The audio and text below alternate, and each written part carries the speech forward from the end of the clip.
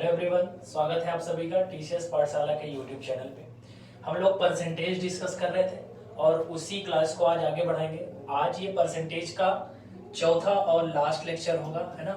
4 classes के माध्यम से मैंने आपको बहुत सारे क्वेश्चन कराया, पूरा का पूरा कॉन्सेप्ट समझा दिया है। आज भी हम लोग प्रीवियस ईयर क्वेश्चन को डिस्कस करेंगे जो एसएससी के प्रीवियस ईयर में कहीं ना कहीं पे आए हुए हैं। ठीक है, कल का लेक्चर बहुत इंपॉर्टेंट था, है ना। अगर आपने कल वाला लेक्चर नहीं देखा तो जरूर देखिए। प्रीवियस ईयर क्वेश्चन में एसएससी ने कैसे कैसे सवाल पूछे हैं उसका एक लेक्चर हमने कल किया था और आज भी केवल और केवल प्रीवियस ईयर क्वेश्चन ही करेंगे। पिछले 2 क्लास में उसके पहले हम लोगों ने कॉन्सेप्ट को समझा था, परसेंटेज होता क्या है, और फिर क्वेश्चन की प्रैक्टिस की, है ना। आज चौथा लेक्चर है और लास्ट लेक्चर रहेगा। कल से हम लोग प्रॉफिट लॉस को डिस्कस करेंगे, है ना। जैसे मैंने आपको टाइम डिवाइड करके बताया था, इस चैप्टर पे इतने दिन देना है, उसी के अकॉर्डिंग हम लोग काम कर रहे हैं और 4 लेक्चर के माध्यम से मैंने प्रतिशत आपको बढ़िया से समझाया। आई होप आप सीख रहे होगे, समझ रहे होगे, है ना। तो आइए शुरू करते हैं आज की क्लास को। आज भी हम लोग प्रीवियस ईयर क्वेश्चंस को डिस्कस करेंगे और सबसे पहला सवाल आपके पास ये रहा।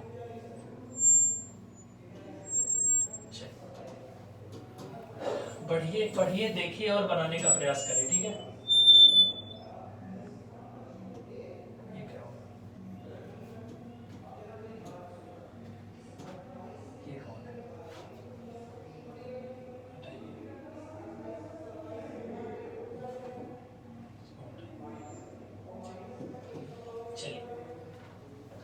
आइए समझते हैं क्या कह रहे हैं। एक संस्थान में 35% लड़के हैं और शेष लड़कियां हैं। परीक्षा में 30% लड़के अनुत्तीर्ण हैं और 60% लड़कियां उत्तीर्ण हैं। तो बताइए परीक्षा में अनुत्तीर्ण होने वाले विद्यार्थियों को परसेंट, फेल्ड स्टूडेंट्स का परसेंटेज बताना है, ठीक है। देखिए ध्यान से, 35% अगर लड़के हैं तो आप बताओ लड़कियां कितनी होंगी? 65%।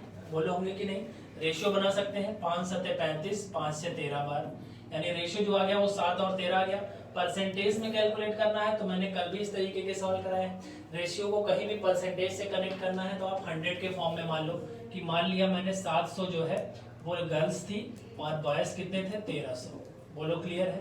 तो टोटल कितने स्टूडेंट्स हो जाएंगे? 2000। यहाँ तक क्लियर है? 100 के फॉर्म में मानने से होगा क्या? परसेंटेज निकालना आसान हो जाएगा। मुझे अनुत्तीर्ण विद्यार्थियों का परसेंट चाहिए तो मैं फेल वाले की बात करूंगा।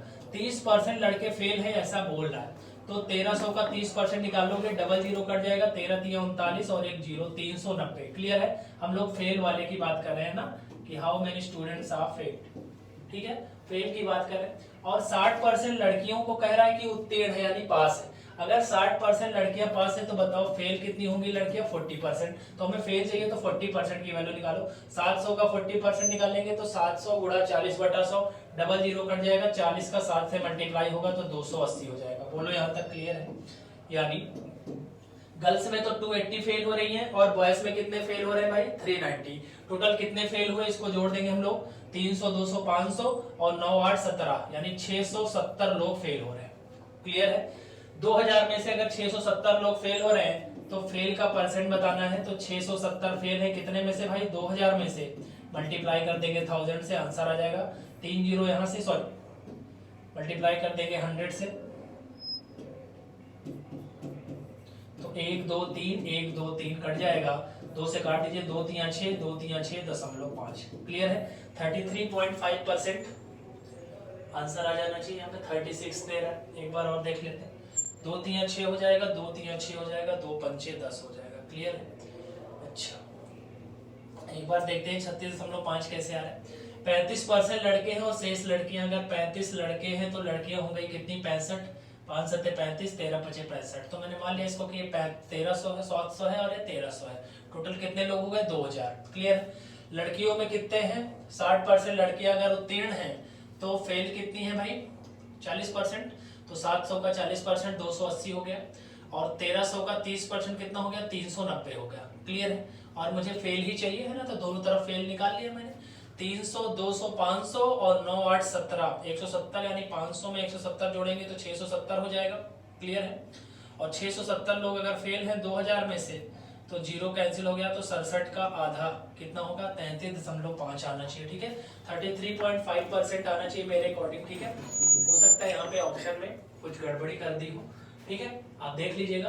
कोई डाउट होगा तो कमेंट बॉक्स में कमेंट करिएगा, ठीक है। 33.5% फ्रॉम माई साइड, ठीक है, ये आंसर हो जाएगा।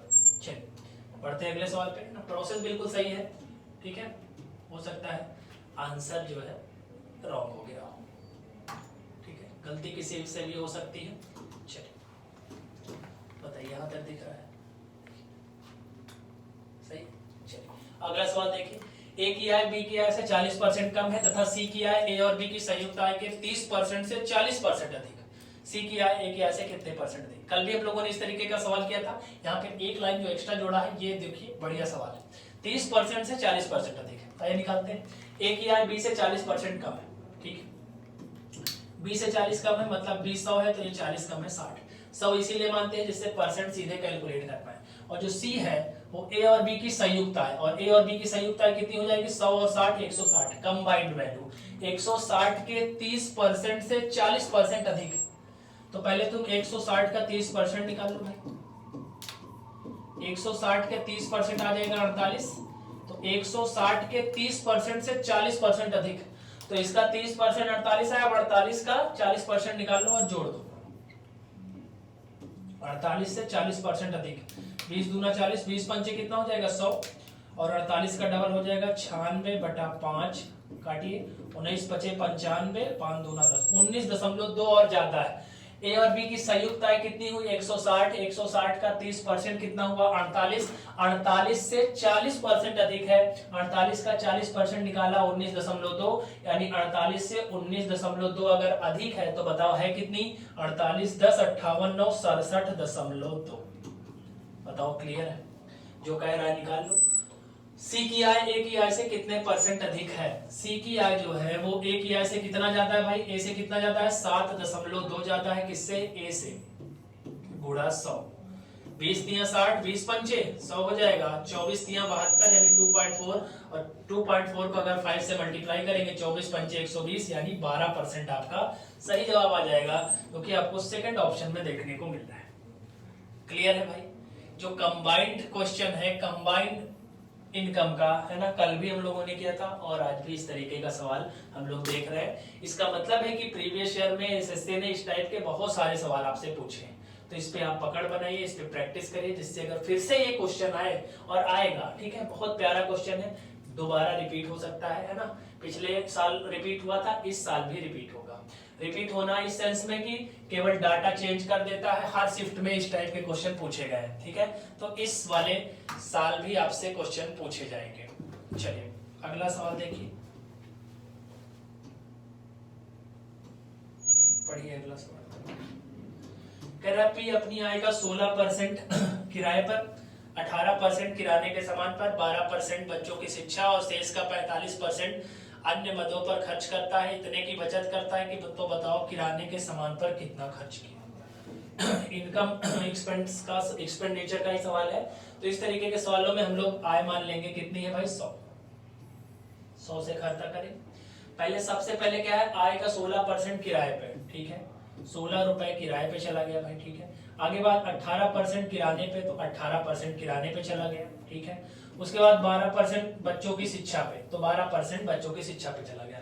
ये जो 3 एक्सपेंस हुए हैं, 3 खर्चे हुए हैं, ये आय से ही हुए हैं। यहाँ तक अगर आप पढ़ें तो यहाँ तक कहीं भी आपको शेष शब्द नहीं दिख रहा है। क्या बताओ, यहाँ तक कोई शेष शब्द दिख रहा है? नहीं। इसका मतलब जो भी खर्चा हो रहा है वो 100 में से हो रहा है। तो बताओ कितना खर्च हो गया? 18 12 30 30 16 46 खर्चा हो चुका है। बोलो कितना खर्च हो चुका है भाई? 46। अगर 100 में से 46 खर्चा हो चुका है तो जरा बताओ बचेगा कितना भाई? 54। क्लियर? 100 में से 46 खर्चा हो चुका है तो बताओ बचा कितना? 54। अब कह रहा है शेष का 45%, और शेष अब है कितना भाई? 54। तो 54 का 45%, 54 का 45% और निकाल देता हूँ। 54 गुणा 45/100, ठीक है। ये अन्य मदों पर खर्च कर रहा है और इसकी वैल्यू कितनी है जरा देख लो। अगर मैं इसको कैलकुलेट करूं, या फिर ध्यान से अगर देखें तो आप कैलकुलेट करने की आपको आवश्यकता नहीं है, आपका ऐसे ही निकल जाएगा। देखिए 54 का अगर 45% अन्य मदों पर खर्च कर रहा है तो बताओ बचेगा कितना। तो आप कहोगे अगर 54 का 45% खर्च हो चुका है तो बचेगा कितना भाई, 54 का 55%। बताओ यही तो बचेगा। टोटल 100 होता है, 45 यहाँ खर्च कर दिया तो बचेगा कितना, 55%। तो 54 का जो 55% होगा वही बचेगा। हमारे अकॉर्डिंग ये बचत है। और क्वेश्चन में कह रहा है कि बचत कितनी है भाई, 13,365। 13,365 के बराबर कर दो। कह रहा है बताओ किराने के सामान पर कितना खर्च कर रहा है। तो आपको बताना है किराने के सामान पर, जो कि 18 यानी 18 यूनिट की वैल्यू हमको फाइंड करनी है। ठीक है, देखिए ध्यान से इसको आइए हल करते हैं। अगर मैं इसको 11 से काटने का प्रयास करूं, 11 पची कितना हो जाएगा, 55। यहाँ काटो, 11 एक अन्नम 11, 2 बचा 23, 11 दूना 22, 11 एक अन्नम 11, 11 पची 55। 5 से उड़ाइए यहाँ पे, 5 दूना 10, 2 बचा 21, 5 चौक 20, 5 3 15। क्लियर है। अगर मैं इसको 9 से काट दूं तो देखिए 9 छक 54 हो जाएगा, और यहाँ पे 9 दूना 18 और 9 7 63। क्लियर है। और 3 दूना 6 कर देंगे, या फिर ऐसे ही रहने दो, 6 रहने दो, क्योंकि मुझे 18 चाहिए। तो 18 बताओ 6 का मल्टीपल है, काम बन जाएगा तुम्हारा। ठीक है, यही सारी चीजें तुमको सोचनी है। ये आया था तुम्हारा 27, अगर मैं इसको 100 से गुणा कर दूंगा तो बताओ कितना आ जाएगा, 2700। अब ध्यान से अगर देखें तो आपके पास 6 यूनिट की वैल्यू कितनी आ रही है, 2700। क्लियर है। इन सबको काटने के बाद 100 का क्रॉस मल्टीप्लाई होगा 27 में, 6 यूनिट की वैल्यू बताओ 2700 आ रही है कि नहीं, बिल्कुल आ रही है। कह रहा है किराने पे कितना खर्च किया, बताओ किराने पे कितना खर्च किया, 18 यूनिट की वैल्यू बतानी है। 6 बराबर इतना है, 18 की वैल्यू चाहिए, बताओ 3 से मल्टीप्लाई कर देंगे आप। 3 से मल्टीप्लाई करते ही 18 की वैल्यू आ जाएगी, जो कि किसके बराबर होगी भाई, 27 तिया 8100 के बराबर हो जाएगी, क्योंकि आपको पहले ऑप्शन में देखने को मिल रहा है। बताओ भाई क्लियर है। किराने के सामान पर कितना खर्च करेगा भाई, 8100 खर्च करेगा, फर्स्ट ऑप्शन में दिया हुआ है। क्लियर। अगर मैं यहाँ से इसको काट देता, 1 यूनिट निकालता तो मुझे 18 का गुणा करना पड़ता, लेकिन डायरेक्ट मल्टीपल मिल रहा है तो आप चीजों को समझेंगे, और ये प्रैक्टिस से आएगा। ठीक है, प्रैक्टिस से आएगा कि अगर 6 पता है, 18 चाहिए, तो मुझे यहाँ पे 6 को इससे काटने की जरूरत नहीं है, 6 का ट्रिपल कर देंगे, 3 गुना कर देंगे तो वैल्यू मिल जाएगी। बताओ भाई क्लियर है। बताइए समझ में आया, स्क्रीनशॉट लीजिए, है ना, बढ़िया से नोट्स बनाइए, सीखते चलिए, और वीडियो को लाइक करते चलिएगा। ठीक है, वीडियो को लाइक शेयर नहीं करते हो तुम लोग, कंजूसी दिखाते हो। इतने जबरदस्त क्वेश्चन है प्रीवियस ईयर के। ठीक है, पसंद आ रहा है वीडियो को लाइक और शेयर करना नहीं भूलना है। ठीक है, आप लाइक शेयर करिए, मैं कंटेंट अच्छा करता जाऊंगा अपना। कल से हम लोग प्रॉफिट लॉस डिस्कस करेंगे बहुत अच्छे से। कल के लेक्चर में कॉन्सेप्ट समझा होगा, उसके बाद 3 दिन लगातार प्रीवियस ईयर क्वेश्चंस, बिल्कुल इसी तरह। देखो x किया है y किया है से 42% अधिक है, तथा z किया है x और y के योग से 45% कम है। ठीक है, फिर से कंबाइंड वाला क्वेश्चन खूब पूछे, भर भर के सवाल इस SC ने। ठीक है, कंबाइंड वाले, x किया है y किया है से 42% अधिक है, y से 42 अधिक है, मतलब y अगर 100 है तो ये 142। क्लियर है। और जो z है वो x और i के योग से 45% कम है। अच्छा, x और y के i का योगफल कितना है, 242 है, इससे 45% कम है। अच्छा, 242 का 45% कम है, मतलब है कितना भाई, 55%। अगर 45% कोई चीज कम है तो बचाओ बची कितनी, 55%। जो इसका 55% आएगा वो z के बराबर हो जाएगा। हल कर दो, 5 से 11 बार, 5 से 20 बार। ठीक है, और कुछ कट रहा है, 2 से काट दो 10 बार, 2 एक अन्नम 2, 2 दूना 4, 2 एक अन्नम 2। ठीक है, इसको मल्टीप्लाई करिए, 11 एक अन्नम 11 के 1 हासिल 1, 11 दूना 22 1, 23 के 3 हासिल 2, 11 एक अन्नम 11 2 13, और 10 से भाग करेंगे तो 1 अंक पे दशमलव लग जाएगा, यानी z अपना कितना है भाई, 133.1। बताओ क्लियर है यहाँ तक, वैल्यू निकल आई तीनों की, जैसा कह रहा था वैसा करते चले गए। 45% कम होने का मतलब है कि बचा कितना, 55%। क्लियर है। आगे देखो क्या बोल रहे हैं, z की आय x की आय से कितने परसेंट कम है। कह रहा है बताओ z की आय x की आय से कितने परसेंट कम है। बताओ x की आय से ये कितना कम है, ये 133, 142, 9 का अंतर, 1 का अंतर और हो जाएगा तो 8.9 बचेगा। क्लियर है, कितने का अंतर है, 8.9 का। इसी को कह रहा है परसेंटेज में बताओ, तो नंबर में कितना कम है, 8.9। किससे भाई, x से, जिसके साथ से है वो नीचे है, और है कितना 142, मल्टीप्लाई कर देंगे 100 से। क्लियर है, इसी को हल कर दीजिए, उत्तर आ जाएगा। ध्यान से देखिए, 1 अंक से दशमलव है और 1 जीरो है, ये कैंसिल हो जाएगा, 890 बचा, और 890 को आप भाग करेंगे 142 से।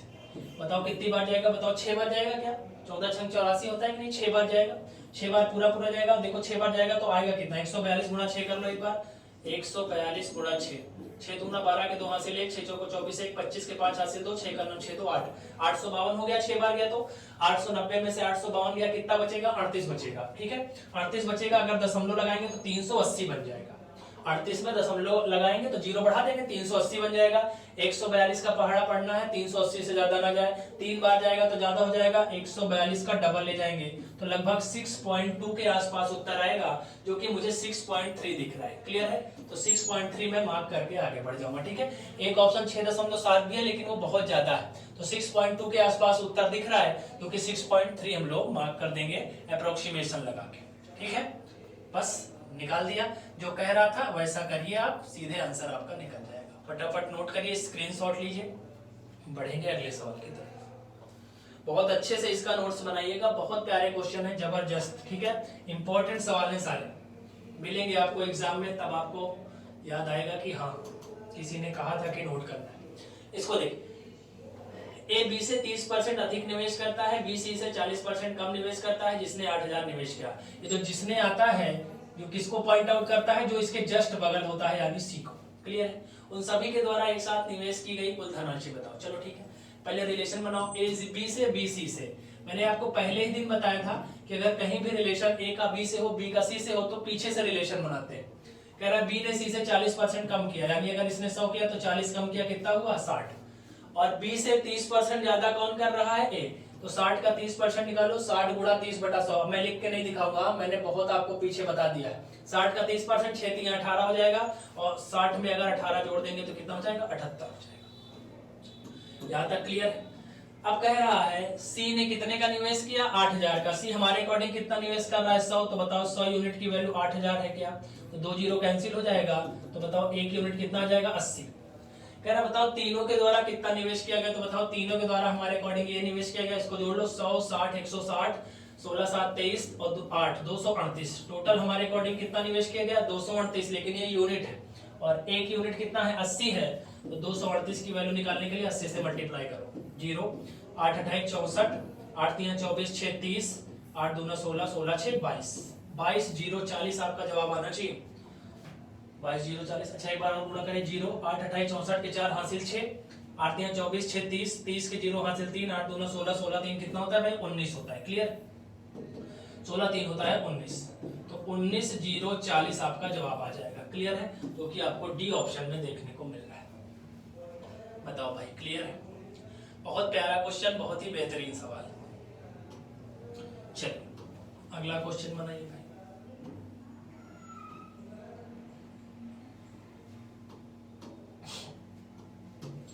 ए और बी ने एक ही परीक्षा में 488 और 376 अंक प्राप्त किए। ए ने 61 प्राप्त किए, तो बताओ बी द्वारा प्राप्त अंकों का परसेंट कितना है। ठीक है, दो ही ऑप्शन है, दो ऑप्शन दिख रहे हैं, कोई बात नहीं, हमको सवाल लगाना है। ए ने कितने परसेंट पाए हैं 61%, और नंबर में इसके कितने हैं 488। ठीक है, क्लियर है। 61% की वैल्यू अपने पास कितनी है 488। अगर आप इसको ध्यान से देखें तो ये कट रहा है 8 बार, 8 1 9 8 8 6 48। 1% की वैल्यू कितनी है 8, यानी अगर 8 नंबर मिलेगा तो वो किसके बराबर हो जाएगा 1% के बराबर। बताओ क्लियर है। अच्छा दूसरे वाले का पूछ रहा, दूसरे को बताओ नंबर कितने मिले हैं 376। 8 नंबर मिलता है तो 1% कहलाता है, तो 376 नंबर मिलेगा तो कै परसेंट कहलाएगा, यही पूछ रहा है। ठीक है, आप केवल मल्टीपल देखो बस कितने का मल्टीपल है। 8 चौक 32 8 सत्ते 56, यानी ये 47 गुना है, तो इधर भी क्या हो जाएगा 47 गुना, यानी अगर जो 376 नंबर पाया है वो परसेंट कितना कहलाएगा भाई 47% कहलाएगा। यानी बी द्वारा प्राप्त अंकों का परसेंट कितना है भाई 47% आपका उत्तर आ जाएगा। क्लियर है, अगर मैं दो ऑप्शन और लिख दूं तो 47% आपका बिल्कुल सही जवाब हो जाएगा। क्लियर है, इधर से रिलेशन पता है, उधर से मल्टीपल ढूंढेंगे। 8 से 376 47 गुना है, तो इधर भी 47 का मल्टीप्लाई, तो 47 से करना 47% हो जाएगा। बताओ भाई क्लियर है, समझ में आ रहा होगा। चलो, और मजा आ रहा है तो वीडियो को लाइक शेयर करना है। ठीक है, लाइक शेयर इसी तरह करते रहेंगे आप, तो मैं बहुत अच्छे अच्छे क्वेश्चन आपके लिए ले आऊंगा। ठीक है, चलो बनाओ भाई, अगला सवाल बनाओ, पढ़ो और बनाओ। एक व्यक्ति अपनी आय का 70% भाग व्यय करता है। आय में 28% की वृद्धि, लेकिन व्यय पूर्वत रहा, यानी व्यय बदला नहीं, व्यय पहले का जैसा ही है। तो बताओ उसकी बचत में कितने परसेंट की वृद्धि हुई। देखो, एक व्यक्ति अपने आप आय का 70% व्यय कर देता है। मान लो 100 कमाता है 70 व्यय कर देता है तो बचाएगा कितना 30।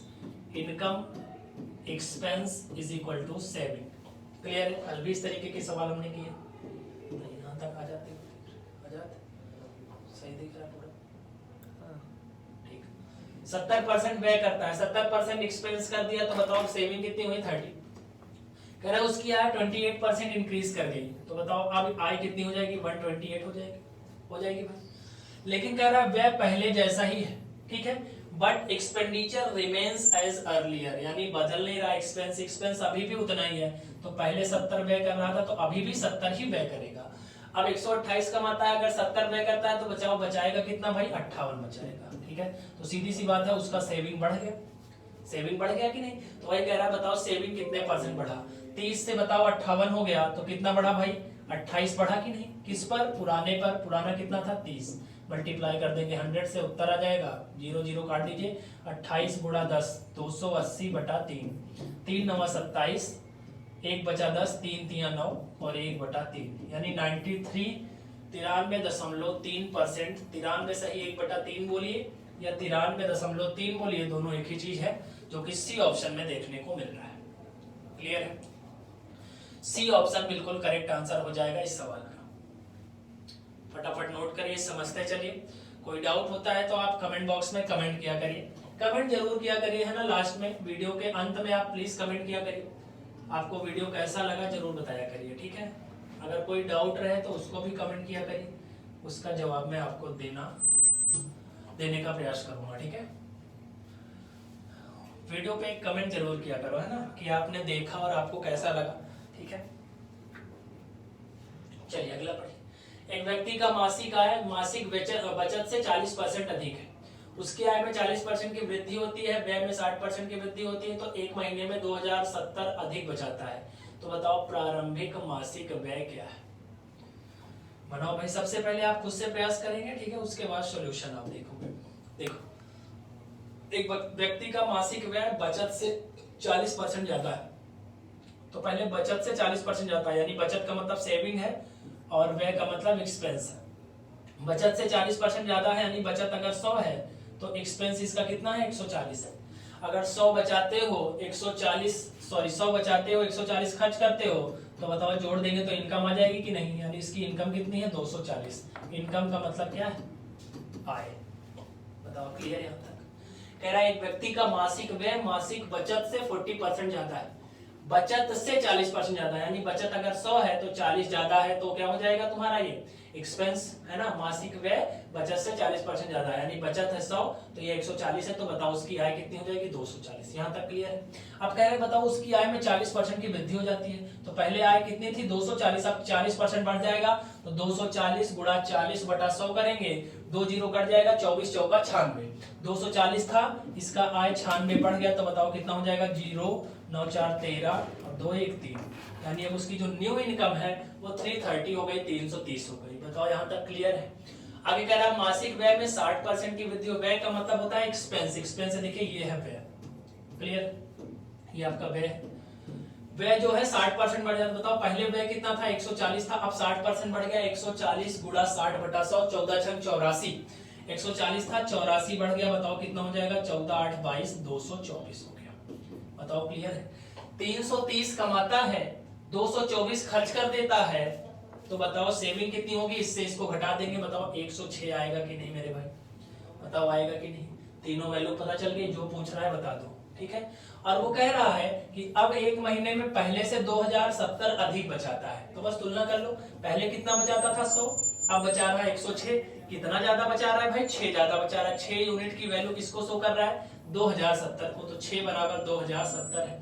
काट दीजिए इसको, 6 3 18 और कटेगा नहीं क्या? चलो ठीक है, जो पूछ रहा है उसको देखो, उसका प्रारंभिक मासिक व्यय, पहले मासिक व्यय कितना था भाई 140 था, तो 140 यूनिट की वैल्यू बतानी है। पहले तुम इसको 3 से काटो, 3 दूना 6, 3 6 18, 3 9 27 0, 2 बराबर 690 है। 1 की वैल्यू चाहे निकाल लो, जवाब काट लेते हैं, 1 की वैल्यू निकाल देते हैं, 2 3 6, 2 चौक 8, 2 5 10। क्लियर? 3 6 18, 3 9 27 0, 1 बराबर 345। पहले मासिक व्यय कितना था भाई 140, ठीक है। तो मासिक व्यय बताना यानी 140 यूनिट की वैल्यू बतानी है, तो 345 से मल्टीप्लाई करा तो आ जाएगा उत्तर, जीरो लास्ट में रहेगा। 14 पंचे 70 के जीरो हासिल 7, 14 चौको 56, 56 7 63 के 3 हासिल 6, 14 तिया 42, 42 6 कितना हो जाएगा 48 हो जाएगा। क्लियर है, 42 6 कितना हो जाएगा भाई 48। फिर से देख लीजिए, 14 पंचे 70, 70 के जीरो हासिल 7, 14 चौको 56 7 63 के 3 हासिल 6, 14 तिया 42 6 48, 48,300 रुपए उसका प्रारंभिक मासिक व्यय है। क्लियर है। अंतिम पूछता तो 224 यूनिट की वैल्यू बता देते, लेकिन शुरुआत वाला इनिशियल पूछा है तो 140 की वैल्यू बता दिया।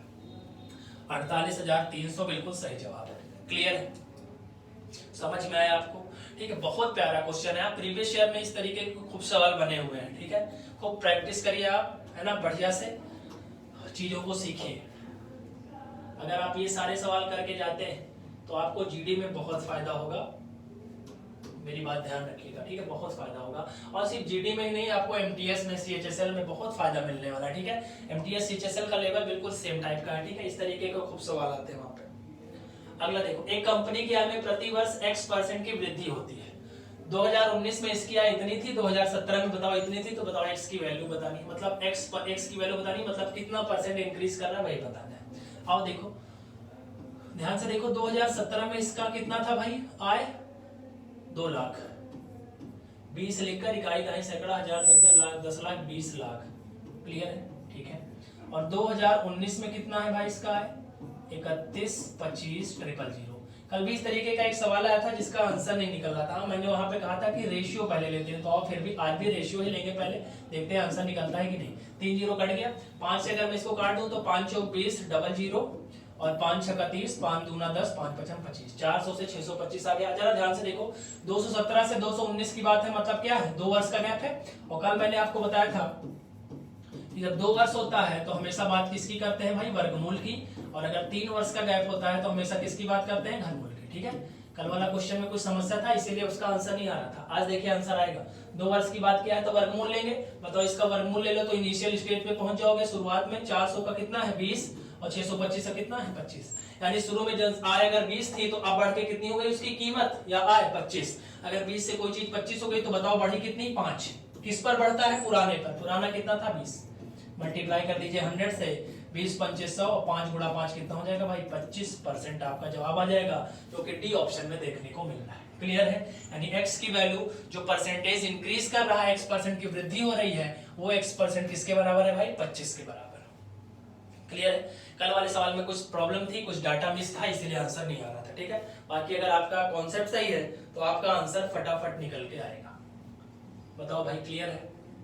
चलिए बढ़ते हैं अगले सवाल की तरफ बिना टाइम वेस्ट किए।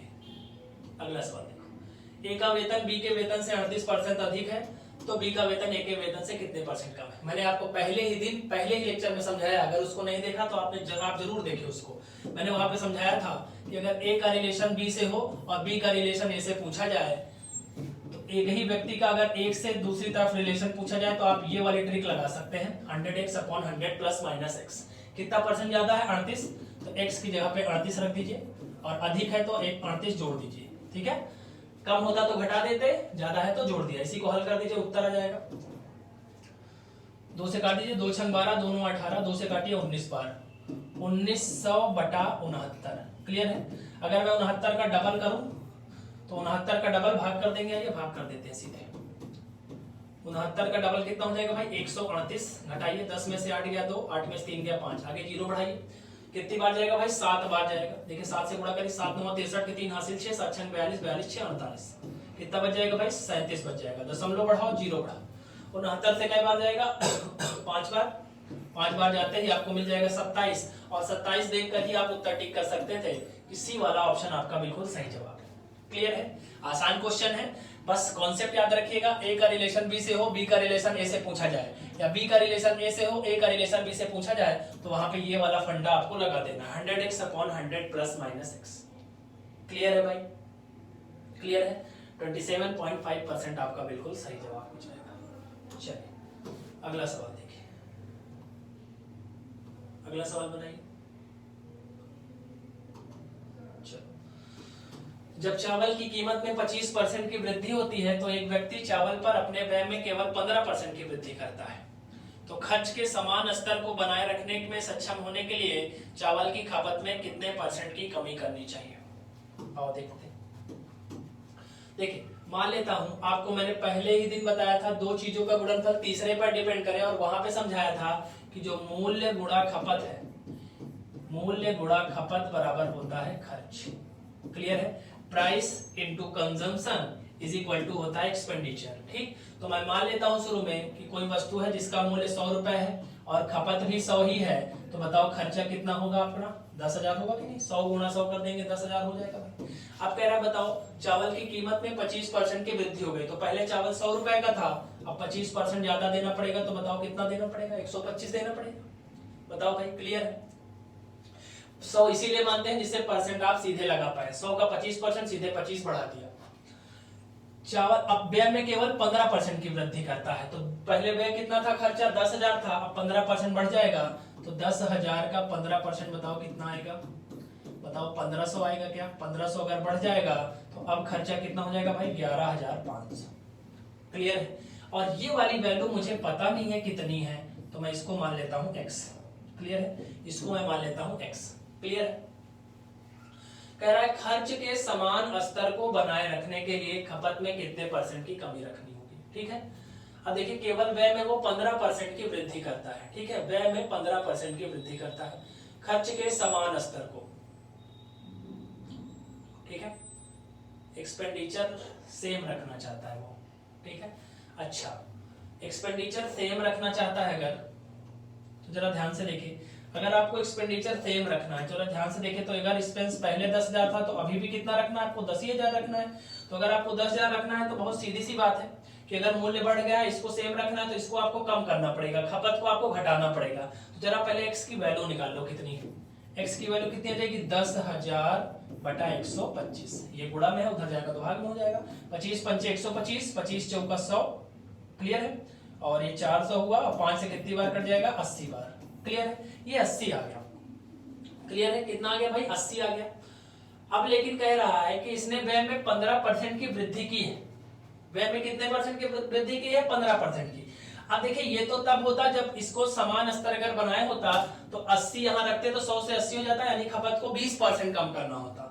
लेकिन ये 20% तब होता जब आपका व्यय बिल्कुल ना बढ़ता, लेकिन आप कह रहे हैं कि व्यय आपको 15% आपने बढ़ाया है। ठीक है, तो ये मैंने आपको तब दिखाया, तब के लिए जब ये वैल्यू सेम रहे। ठीक है, बिल्कुल ना बदले, लेकिन ये वैल्यू 15% बदली है। ठीक है, तो आइए 15% का चेंज करके मैं अब आपको दिखाता हूँ आंसर निकाल के। ठीक है, वो आंसर तब का होता जब बिल्कुल भी चेंज ना होता, खर्च बिल्कुल पहले जैसा होता। अब ये 10,000 का 15% बढ़ाया तो कितना आया था? 11,500। अब x की वैल्यू निकालो जरा, 11,500 बटा 125 निकालिए भाई। अगर मैं 25 से काटने का प्रयास करूं तो 25 पंचे 125, 25 चौका 100, 15 बचा 0, 25 छक्का 150 और ये 0। 5 से काटोगे 5 9 45, 5 2 ना 10, यानी अब आपको खपत x की वैल्यू कितनी मिल रही है? 92। क्लियर है? ये बिल्कुल ना चेंज होता तो 10,000 होता तो ये 80 आ रहा था, तो अब आपको 20 कम करना पड़ता। मैंने वो वाली स्थिति भी आपको करके दिखा दी, लेकिन इसको आपने कितना बढ़ाया? 15% बढ़ाया, तो ये 11,500 हुआ, तब x की वैल्यू 92 आ रही है। अगर आपने खपत पहले 100 किलो आप लेते थे तो आप केवल 92 ले रहे हो, तो बताओ कितने % का कमी किया आपने? 8% का कमी किया, और वो आपको थर्ड ऑप्शन में देखने को मिल रहा है। क्लियर?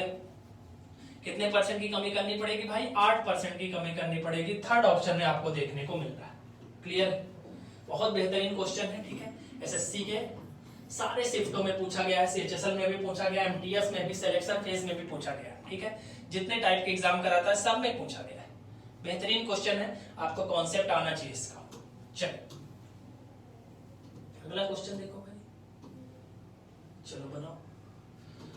कह रहा है एक व्यक्ति का वेतन जो है 36,890 से बढ़ के इतना हो जाता है, वेतन में कितने % की वृद्धि हो? ठीक है, बढ़िया क्वेश्चन है, आसान है, बनाइए। 36,890 से बढ़ के कितना हो गया? 47,980। बताओ कितना बढ़ा, जरा घटाओ। 0 से 0 हो जाएगा, 18 में से 9 गया कितना हो जाएगा? 9 हो गया, और 8 में से 8 गया कितना हो जाएगा? 0 हो जाएगा, और 47 में से 36 गया कितना हो जाएगा? 11 हो जाएगा। 11,090 बढ़ा किस पर भाई? पुराने पे, 36,890 पे, और मल्टीप्लाई कर देंगे 100 से, उत्तर आ जाएगा 0 0 कैंसिल हो जाएगा आपका। अब देखिए यहाँ पे काटना है, यहाँ पे काटना है, और वैल्यू आपको कटती हुई दिख नहीं रही है। ठीक है, कोई बात नहीं, कटती हुई नहीं दिख रही तो सीधे मल्टीप्लाई करने का प्रयास करेंगे। और अगर मैं इसको काटना चाहूँ तो 9 8 17 6 23 23 3 26, ठीक है। 3 से तो कटने का है नहीं, 7 से काटे तो 7 5 35, 7 दूना 14, 7 7 49 कट सकता है। 7 का नाम 7, 7 5 35, 7 7 49, 7 से काट दीजिए इसको। 7 5 35, 1 बचा 18, 7 दूना 14, 7 7 49, 7 का नाम 7, 4 बचा 40, 7 5 35, 7 7 49। क्लियर है, कट गया।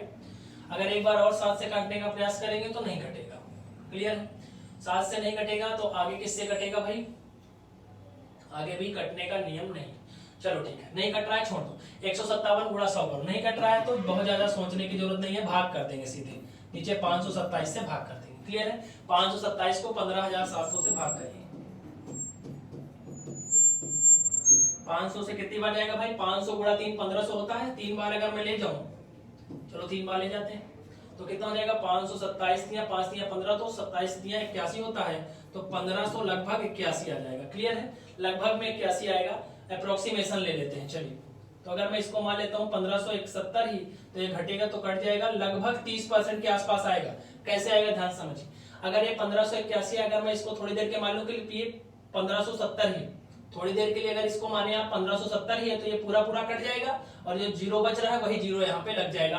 यानी 30% से थोड़ा सा कम उत्तर आएगा, क्योंकि ये थोड़ा सा ज्यादा है। तो अप्रोक्सीमेशन कह रहा है निकटतम पूर्णांक तक बताइए, तो निकटतम किसके आसपास है भाई?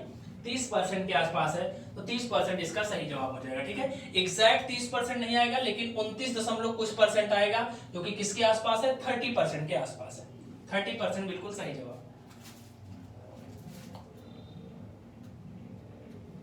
चलिए अगले सवाल पे बात करते हैं। अगला सवाल देखिए, चलो। एक संख्या में 35% की कमी, फिर 25% की वृद्धि, फिर 15% की वृद्धि। बताओ कितने परसेंट की वृद्धि है कमी? 2-3 बार आए तो आप फ्रैक्शन का यूज कर सकते हैं। 35% कितना होता है भाई? 7/20। 35/100 करेंगे 7/20। 20 से कितना हो गया? 7 कम हो गया तो कितना बचा? 13। 25% की वृद्धि, 25% का मतलब 1/4, तो 4 से कितना हो गया भाई? 5। फिर 15% की वृद्धि, 15% का मतलब 3/20, तो 20 से कितना हो गया भाई? 23 हो गया। क्लियर है, ये सारी चीजें जो मैं लिख रहा हूँ ये सब मैंने आपको पहले लेक्चर में समझाया भी है, ऐसा नहीं है कि ऐसे फालतू में लिख दे रहा हूँ। ठीक है, तो वो वाला वीडियो आप जरूर देखिए अगर आपने अभी तक नहीं देखा है तो। चेंज निकालना है, मल्टीप्लाई करो। 20 गुणा 20 400, 400 गुणा 4 कितना हो जाएगा? 1600। यहां मल्टीप्लाई करेंगे, देखिए 13 5 65, 23 गुणा 65 कर लो फटाफट। 23 5 115 के 5 हासिल 11, 23 छक्का 138, 38 10 48 1 49, 1495। क्लियर है, यानी कोई चीज पहले 1600 थी तो 1495 हो गई, तो पहली बात तो डिक्रीज हो रहा है। डिक्रीज हो रहा है तो वृद्धि वाले आंसर कट जाएंगे, कमी वाले ही आंसर बचेंगे। 1600 से 1495, वो बताओ कितने की कमी हुई? 105 की। 105 की कमी हो रही है 1600 पे, पुराने पे, और गुणा क्या कर देना है? 100 कर देना है। 0 0 कैंसिल हो गया, 16 से काटिए। 16 छक्का 96, 4 बचा, 5 4 9 बचा, और अगर आप दशमलव आगे लगाओगे तो 90 हो जाएगा, और 16 पंचे 80। क्लियर है, 16 पंचे क्या हो जाएगा? 80 हो जाएगा, और यह 16 छक्का 96, तो लगभग 6.5% की क्या आ रही है? कमी आ रही है। 6.5% की कमी आ रही है, जो कि दशमलव में है, लेकिन ये कह रहा है निकटतम पूर्णांक तक, तो 6.5 के आसपास कौन सा उत्तर है आपको भाई? 7% दिख रहा है, तो बी ऑप्शन आपको टिक कर देना है। क्लियर है, फ्रैक्शन पे आपका कमांड होना चाहिए। उसके लिए अगर आपको फ्रैक्शन ये वाला समझ नहीं आ रहा है तो लेक्चर नंबर 1 जरूर अटेंड करिए। प्रतिशत का पार्ट 1 देखिए, वहां पे आपको चीजें समझ में आएंगी कि ये फ्रैक्शन वैल्यू कहां से आ रही है। क्लियर है, जो लोग डेली बेसिस पे जोड़ रहे हैं उनको बहुत अच्छे समझ में आ रहा होगा कि कहां से चीजें निकल के आ रही है। अगला क्वेश्चन देखिए भाई, बनाओ। चलो, जब किसी सामग्री की कीमत 23% बढ़ जाती है तो एक परिवार इस सामग्री के उपभोग को इस प्रकार कम करता है कि सामग्री पर किए जाने व्यय में केवल 5% की बढ़ोतरी। अभी इस तरीके का सवाल मैंने किया था, और ये सवाल मैं आपको दे रहा हूं होमवर्क में। क्लियर है, कुछ सवाल आप अपने से ट्राई करिए। ये सवाल अभी मैंने बताया था जहां पे उत्तर 8% आया था। क्लियर है, तो कह रहा बताओ खपत में कितने परसेंट की कमी की है। ये क्वेश्चन आपका होमवर्क है, इसका जवाब आप कमेंट बॉक्स में देंगे वीडियो के लास्ट में। क्लियर है, इस सवाल का जवाब आप कमेंट बॉक्स में दीजिएगा, वो भी लगाकर। चाहे तो आप अपना जो अप्रोच है, जो आप सवाल को हल करोगे सॉल्व, उसको आप वहां पे पिन कर दीजिएगा कमेंट बॉक्स में। क्लियर है, तो मैं वहां पे देखूंगा। ठीक है, तो ये सवाल का जवाब आप देंगे। चलिए अगले सवाल पे बात करते हैं। ठीक है, क्योंकि एक बार मैंने बता दिया है तो दोबारा बताने में टाइम वेस्ट होगा, ठीक है। उसको आप अपने से करेंगे तो आपके अंदर कॉन्फिडेंस भी आएगा कि हाँ मुझे क्वेश्चन आ रहे हैं। चलिए, एक परीक्षा में शिल्पा ने 72.5% अंक प्राप्त किए, उसकी सहेली जिसने 78% अंक प्राप्त किए हैं उससे 88 अंक अधिक है। मतलब शिल्पा के हैं 72.5, उसकी सहेली के हैं 78। बताओ कितने का डिफरेंस है दोनों में? 5.5% का। क्लियर है? यानी 5.5% उसकी सहेली ज्यादा पाई है और नंबर में कितना ज्यादा पाई है? 88। क्लियर है? तो 5.5% किसके बराबर है भाई? 88 के बराबर है। तो जरा इसको काटो तो 55% कितना आ जाएगा भाई? दशमलव हटाएंगे तो इधर क्या बढ़ा देंगे? 0। 880 काट दो इसको, 11 पचे 55 और 11 8 88। 5 बराबर 80 के, तो 1 बराबर कितना आ जाएगा भाई? 16 के। 16 पंचे 80 होता है कि नहीं? बताओ परीक्षा का पूर्णांक कितना है? पूर्णांक का मतलब होता है टोटल, मैक्सिमम, और टोटल हमेशा 100 होता है, कई बार बता चुका हूं। तो 100 से मल्टीप्लाई कर देंगे तो 1600 आपका जवाब हो जाएगा। क्लियर है? 1600 आपको सेकंड ऑप्शन में देखने को मिल रहा है। क्लियर है? 1600 आपका जवाब हो जाएगा, जो कि फर्स्ट ऑप्शन में आपको देखने को मिल रहा है। चलिए अगला सवाल बनाइए, फटाफट बनाएंगे, ठीक है? बिल्कुल टाइम नहीं वेस्ट करना है। एक संख्या में 20%, फिर 27% की कमी, फिर 10% की वृद्धि, बताओ टोटल वृद्धि है कमी। अभी इसको लगाया था, अभी लगाया था कि नहीं? इसका सवाल भी आप देंगे होमवर्क। क्लियर है? इसका जवाब भी आप कमेंट बॉक्स में कमेंट करेंगे। क्लियर है? कमेंट योर आंसर, ठीक है? और सबको कमेंट करना है, ठीक है? सबको कमेंट करना है, सिर्फ कमेंट नहीं करना है, सवाल लगा करके फोटो आपको सेंड करनी है कमेंट बॉक्स में। मैं सबके कमेंट देखूंगा कितने लोगों ने जवाब दिया, ठीक है? अभी इसका मैंने फ्रैक्शन से सवाल निकाल के आपको दिखाया है। अगला सवाल फिर इसी तरह आया है, तो इसका जवाब आप देंगे, ठीक है? जिससे आपको पता चले कि हाँ जो सीख रहे हो वो आपको करने में समझ में आ भी रहा या नहीं, ठीक है? इसका सवाल का भी जवाब आप देंगे, ठीक है? 2 सवाल मैंने आपको दे दिए, ठीक है? एक ही टाइप के जो सवाल दिखेंगे उसको आप हल करके देंगे। चलो भाई इसको बनाओ। एक परीक्षा में 80 प्रश्न है, जिसमें अनीता ने पहले 55 प्रश्नों में से 60% के सही उत्तर दिए। पूरी परीक्षा में 70% पाने के लिए शेष प्रश्नों में से कितने परसेंट सही उत्तर देने होंगे? ध्यान से देखो, टोटल प्रश्न कितने हैं? 80, नंबर कितने लाने हैं? 70%। तो बताओ 80 का 70% कितना हो जाएगा भाई? 8 सत्ते 56। क्लियर है? यानी आपको 56 नंबर लाने होंगे। क्लियर है? 56 नंबर लाने होंगे। शुरू में उसने 55 सवालों के 60%, 60 का मतलब होता है 3/5, यानी उसने कितने प्रश्न कितने नंबर पा लिए हैं भाई? 33। क्लियर है? 56 पाने थे, 33 पा लिए। अब ध्यान समझो, क्वेश्चन अपने पास कितने थे? 80। 55 प्रश्नों के जवाब दे चुका है, 55 प्रश्नों के जवाब वो दे चुकी है। 80 में से 55 निकल गया, बचा है कितना? 25। क्लियर है? 25 का कितना परसेंट?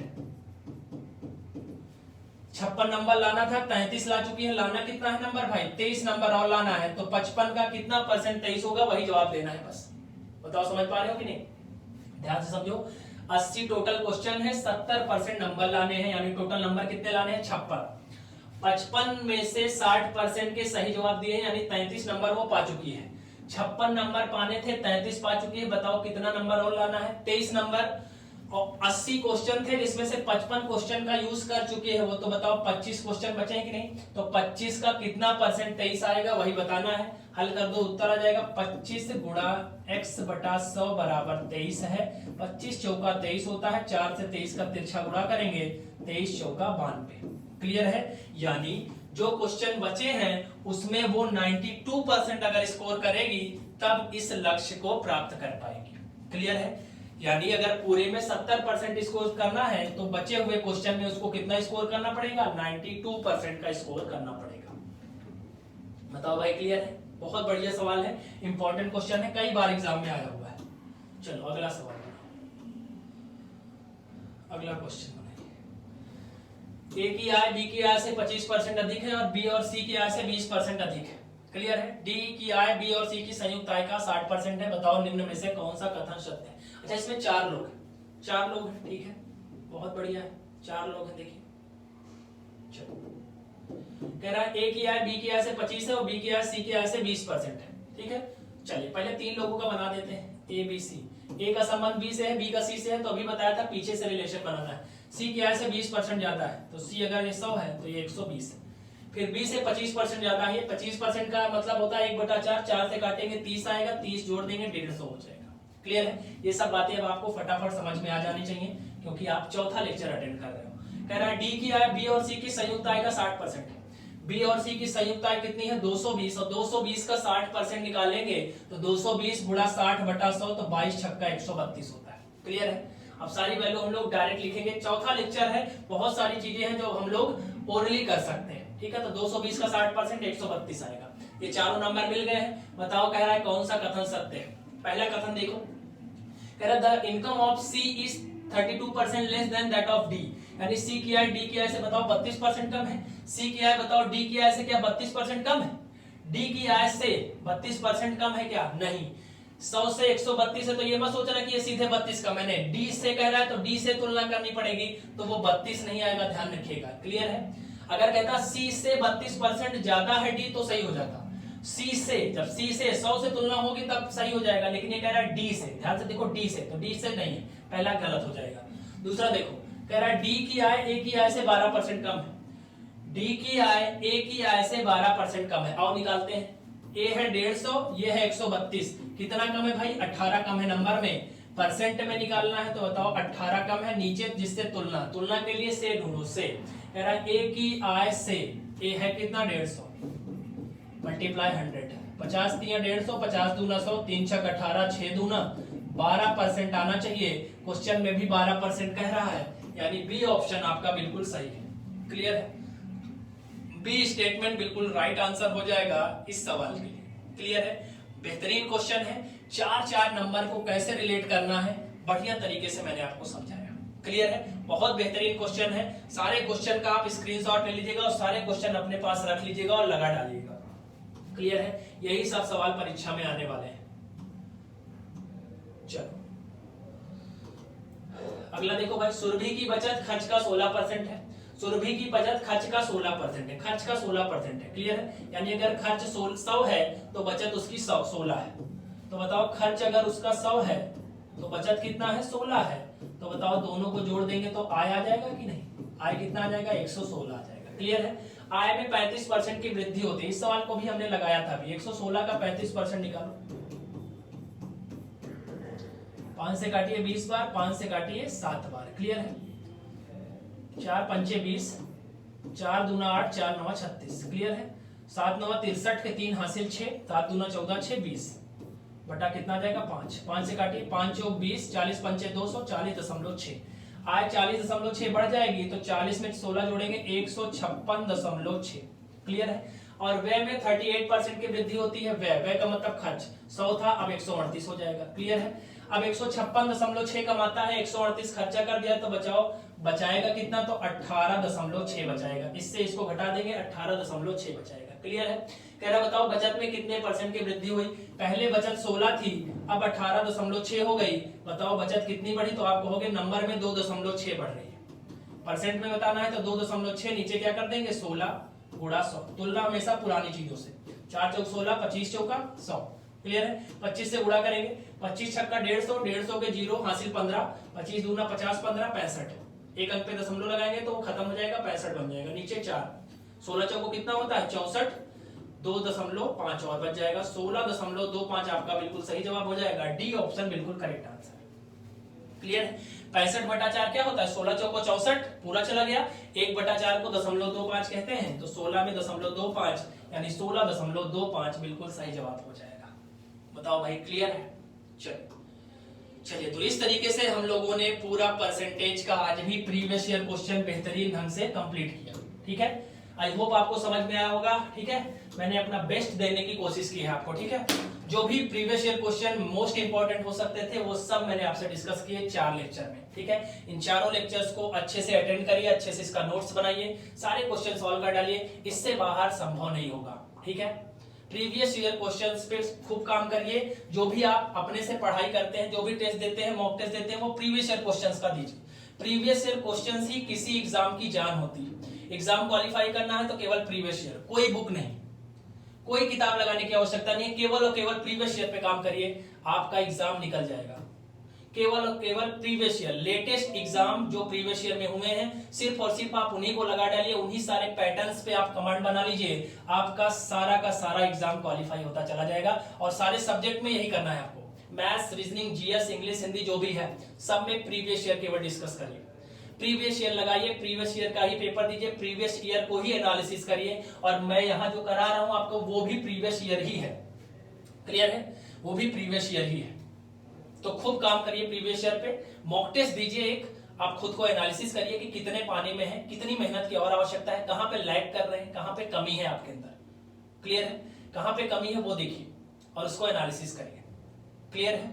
चलिए, तो मैंने अपनी तरफ से परसेंटेज कंप्लीट कर दिया है, ठीक है। अगर आपको फिर भी कहीं दिक्कत होती है तो आप कमेंट बॉक्स में कमेंट करिए कि हाँ सर यहाँ पे समस्या है, तो उसको आगे भी हम लोग बढ़ा सकते हैं, कोई ऐसी बात नहीं, ठीक है। बाकी कल से हम लोग नया चैप्टर प्रॉफिट लॉस डिस्कस करेंगे, है ना। प्रॉफिट लॉस कल कॉन्सेप्ट समझाएंगे और उसके बाद उसमें भी सिर्फ और सिर्फ प्रीवियस ईयर के क्वेश्चन डिस्कस करेंगे, ठीक है। इस तरीके के ही सवाल आपसे परीक्षा में पूछे जाएंगे, 100% श्योर, ठीक। तो इसका बढ़िया से नोट्स बनाइए, चीजों को समझिए, बार बार देखिए, है ना। वीडियो है, ठीक है, प्लेलिस्ट में पड़ जाएगी, है ना, वहां से आप कितनी भी बार वीडियो को देख सकते हैं, सीख सकते हैं, नोट्स बना सकते हैं, क्लियर है। तो कल से मिलेंगे प्रॉफिट लॉस के नए चैप्टर के साथ। वीडियो को लाइक करना मत भूलिएगा। अगर आपको लगता है कि आप कुछ सीख रहे हैं, आपको फायदा हो रहा है, तो प्लीज वीडियो को लाइक करिए, शेयर करिएगा, ठीक है। मिलते हैं कल क्लास में। Thank you so much, good bye.